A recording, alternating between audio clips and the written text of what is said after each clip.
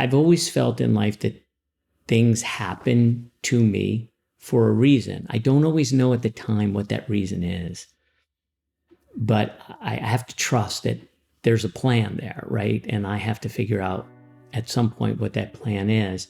My sister had called me and told me that she had to have a couple of stents put in. And like, well, why you? Like, you're totally healthy.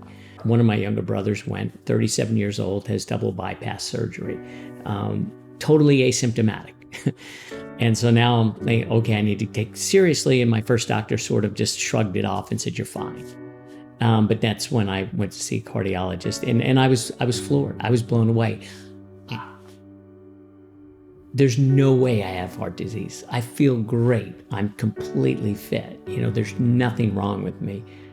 And yet the results come back, and like I said, my calcification score, the amount of calcification I had in my arteries was off the charts for my age. This was like, really, really high. And, I met to him and I said, what does this mean? He said, it means you have heart disease.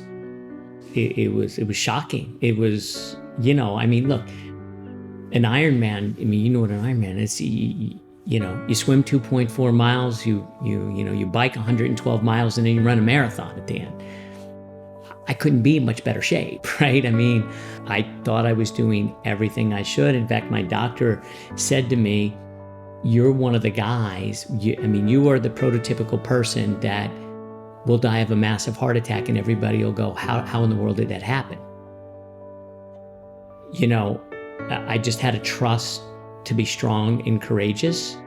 And I felt like, this really parallels with what the Israelites were going through, right? It's natural to have fears, right?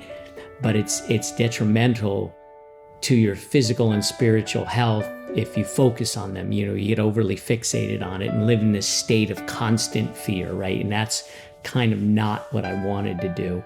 And it wasn't easy, by the way. I think for the first few years, like all I would think about is, am I going to have a heart attack?